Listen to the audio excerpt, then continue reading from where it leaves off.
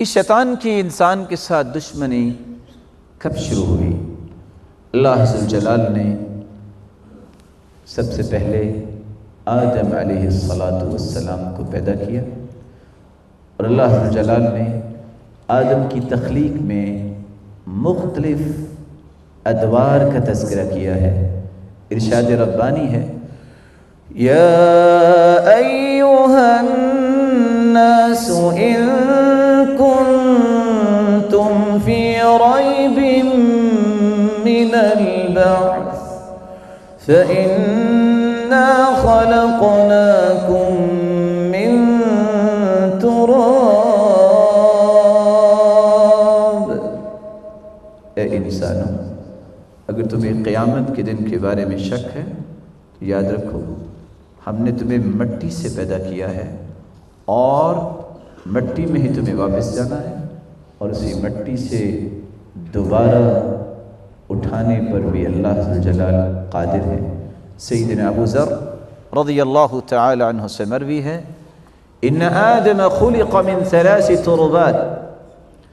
آدم علیہ السلام کو اللہ تعالیٰ نے 3 مٹیوں سے پیدا کیا، سوداء و بیضاء و حمراء۔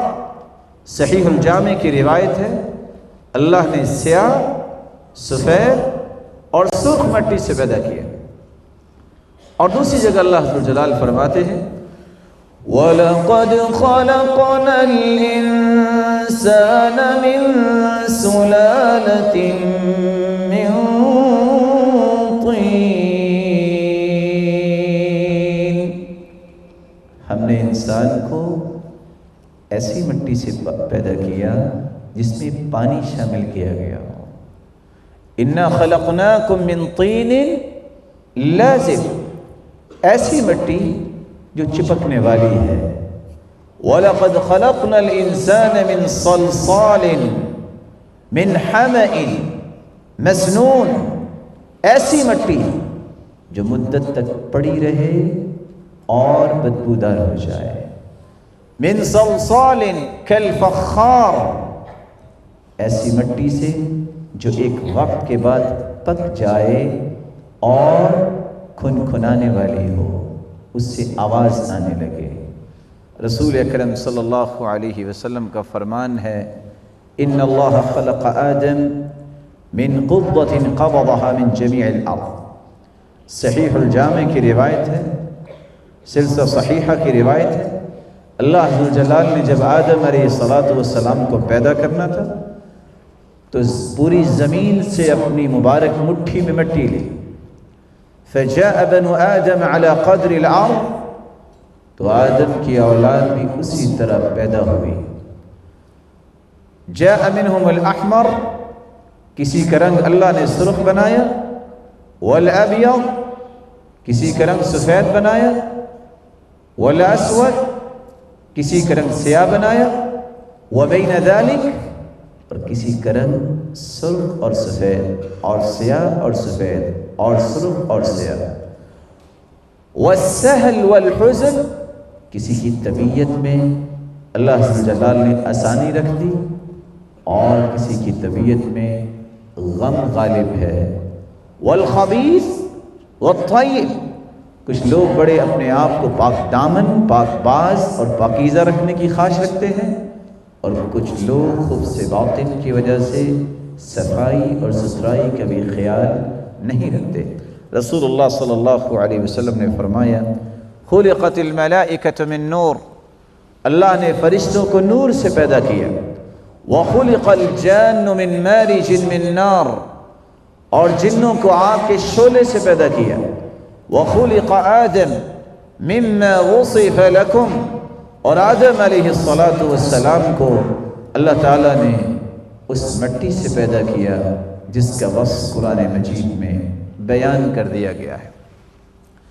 صحیح مسلم کی روایت ہے لما صور اللہ آدم فی الجنہ، اللہ ذوالجلال نے آدم علیہ السلام کا ڈھانچہ جب تیار کیا، وَتَرَكَهُ مَا شَاءَ اللَّهُ أَن يَتْرُكَهُ، اور کچھ وقت کے لیے اسے رکھ دیا، فَجَعَلَ إِبْلِيسُ يَطِيفُ بِهِ يَنظُرُ مَعَهُ، ابلیس نے اسے دیکھا اور اس کی طرف دیکھتا ہی رہا، فَلَمَّا رَآهُ أَجْوَفَ، جب اس نے دیکھا یہ ہے کیا، یہ کیا چیز تیار ہونے لگی ہے، جب اس نے دیکھا کہ اس چیز کا اجوف ہونا ہے، اس کا پیٹ بھی ہے، اس وقت شیطان کہنے لگا، ابلیس عرف انه خلق خلقا لا يتمالك، جب تک یہ اپنے پیٹ کی فکر کرے گا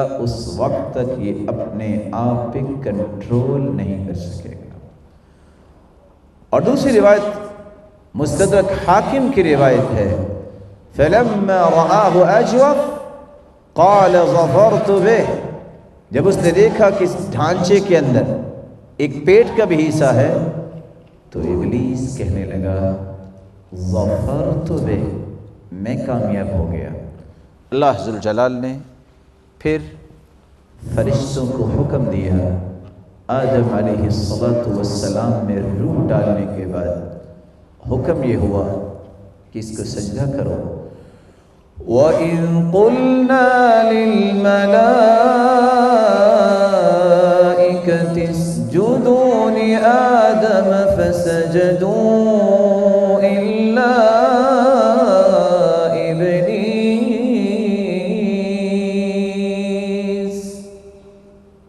جب ہم نے کہا کہ فرشتوں کو سجدہ کرو، تمام فرشتوں نے سجدہ کیا، لیکن ابلیس نے سجدہ کرنے سے انکار کر دیا۔ اللہ ذوالجلال نے اسے پوچھا تم نے سجدہ کیوں نہیں کیا؟ قال ما منعك ألا تسجد إذ أمرتك قال أنا خير منه خلقتني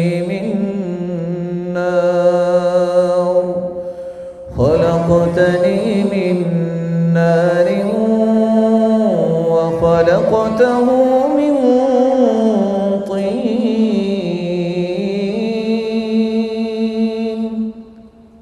یہ بتاؤ جب میں نے تمہیں حکم دیا ہے تو تمہیں کس بات نے روکا ہے کہ تم سجدہ کرو؟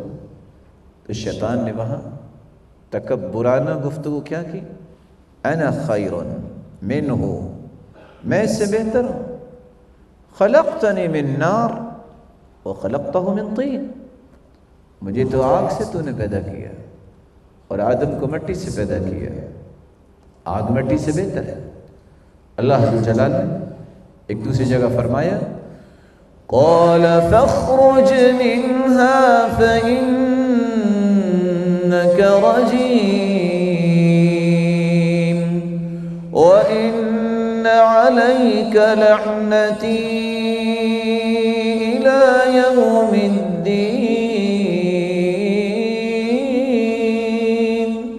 قال رب فأنظرني إلى يوم يبعثون۔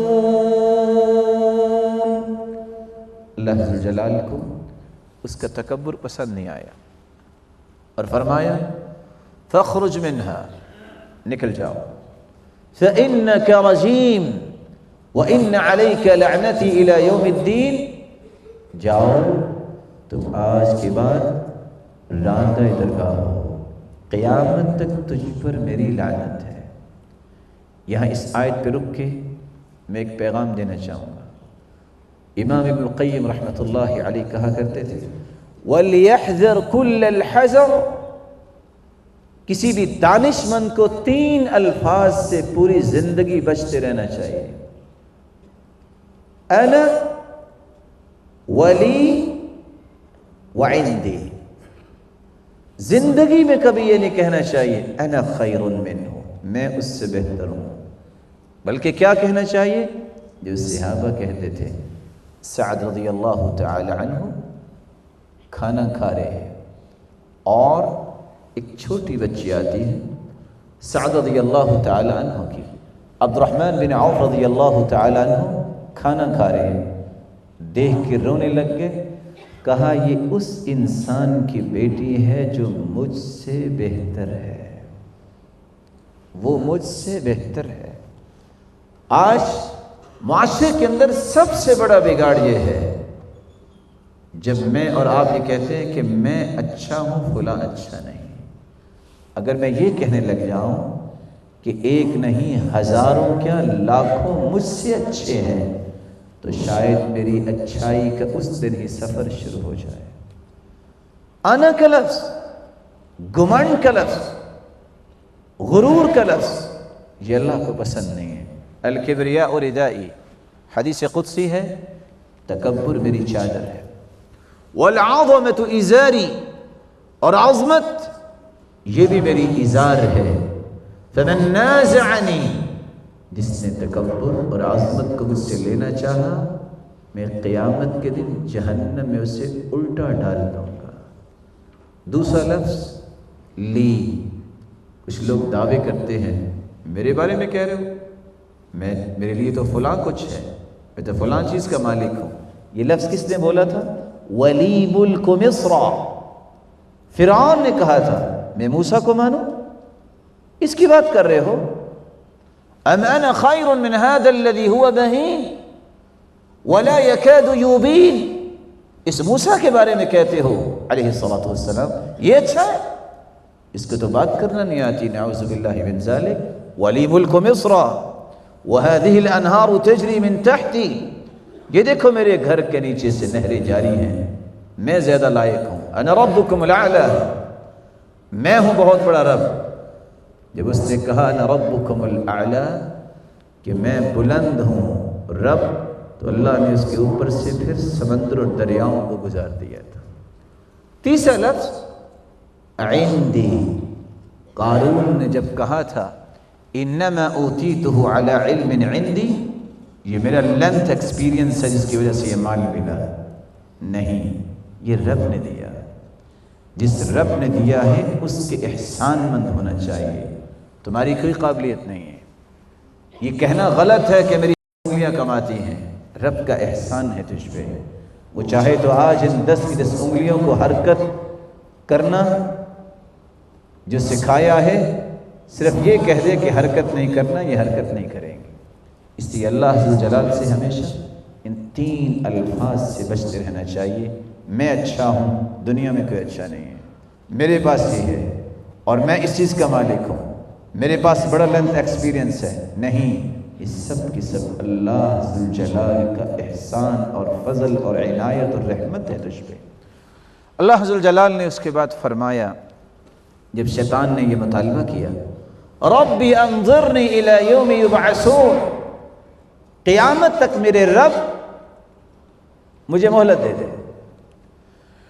قال فإنك من المنظرین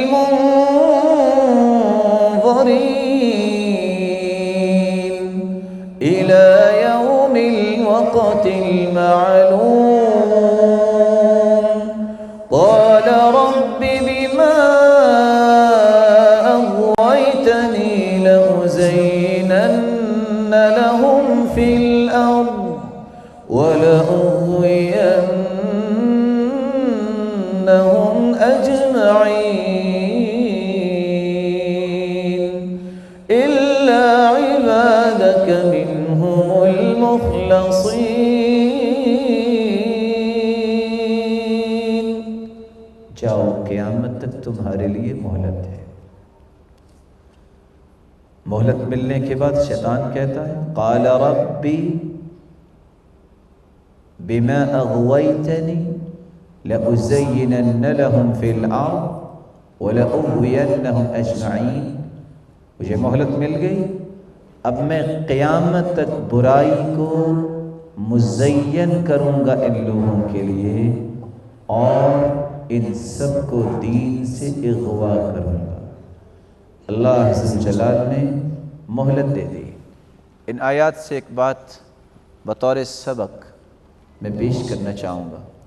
آج بہت سارے لوگ کہتے ہیں ہماری دعا تو اللہ سنتے نہیں ہیں، ہماری دعا تو قبول نہیں ہوتی۔ شیطان سے بڑھ کے دنیا میں کون برا ہے؟ اللہ نے تو شیطان کی بھی سن لی، اس نے مہلت مانگی، اللہ نے مہلت دے دی۔ اگر شیطان کو مہلت دینے پہ اللہ قادر ہے تو ایک مسلمان جو اللہ کے سامنے جھکنے والا ہے اس کو اللہ عز و جلال محروم کیسے کریں گے؟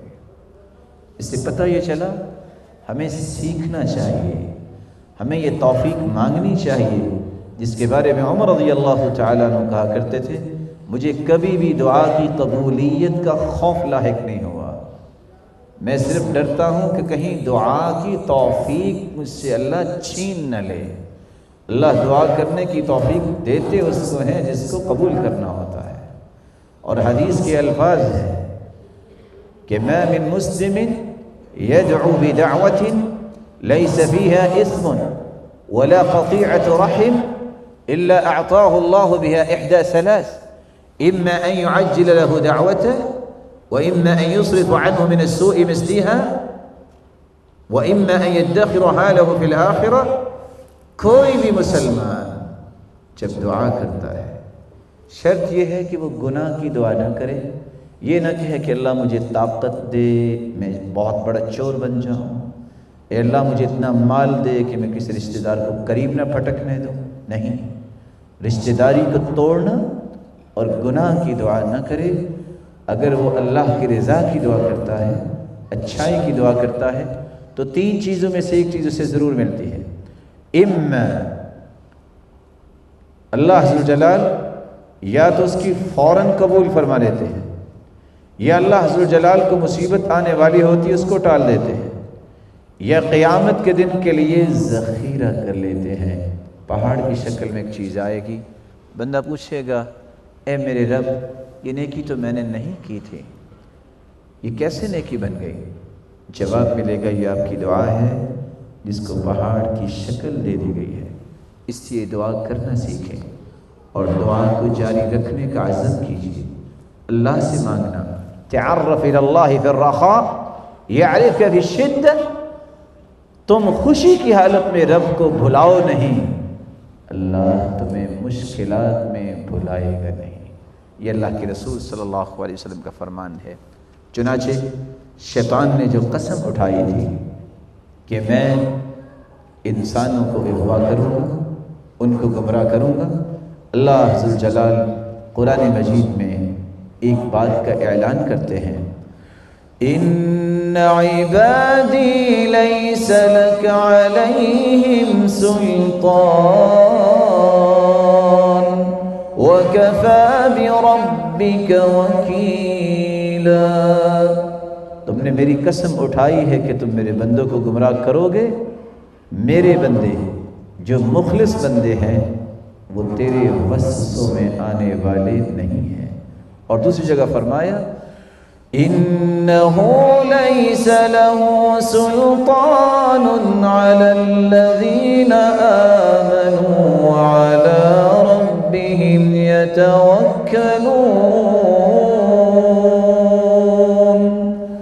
انما سلطانہ علی الذین یتولون والذین هم مشرکون والذین هم به مشرکون، جن کا ایمان اللہ کو پسند آ جائے گا اور وہ اللہ پہ توکل کرنے والے ہیں، رب تعالیٰ اس شیطان کی شر سے انہیں محفوظ فرمائیں گے۔ اور جو لوگ اللہ عز و جلال سے روگردانی کرنے والے ہیں اور شرک کرنے والے ہیں، شیطان کا زور ان لوگوں پر ہی زیادہ چڑھتا ہے۔ اور اللہ عز و جلال نے اس لیے ساتھ ایک وعید بھی سنا دی، وَمَن يَتَّخِذِ الشَّيْطَانَ وَلِيًّا مِّن دُونِ اللَّهِ فَقَدْ خَسِرَ خُسْرَانًا مُبِينًا۔ جس نے شیطان کو اپنا دوست بنا لیا اس نے بہت بڑا خسارہ اختیار کر لیا۔ یہ وہ ابتدا تھی۔ اللہ ذوالجلال نے سجدے کا حکم دیا، شیطان نے نہ مانا اور آدم علیہ السلام کو سجدہ کروایا گیا، جس سے اس نے آدم اور اس کی اولاد کی دشمنی کو اختیار کر لیا۔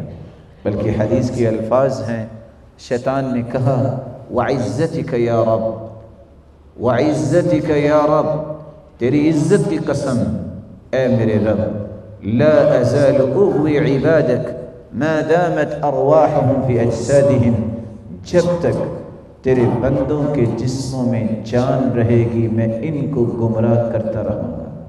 اللہ عز جلال نے فرمایا وعزتی وجلالی، مجھے میری عزت کی قسم اور میری جلالت کی قسم، لا ازال اغفر لهم ما استغفرونی، جب تک میرے بندوں کی زبان پہ استغفار جاری رہے گا میں بھی ان کو ہر وقت معاف کرتا ہی رہوں گا۔ اللہ ذوالجلال نے یہ ساری باتیں اس لیے بیان کر دی تاکہ انسان یہ سمجھے کہ اب شیطان کا یہ زور چلے گا، وہ اپنے ساتھی بنانا چاہتا ہے۔ کس کے ساتھی؟ کہ وہ اکیلا جہنم میں نہیں، کچھ لوگوں کو لے کے جانا چاہتا ہے۔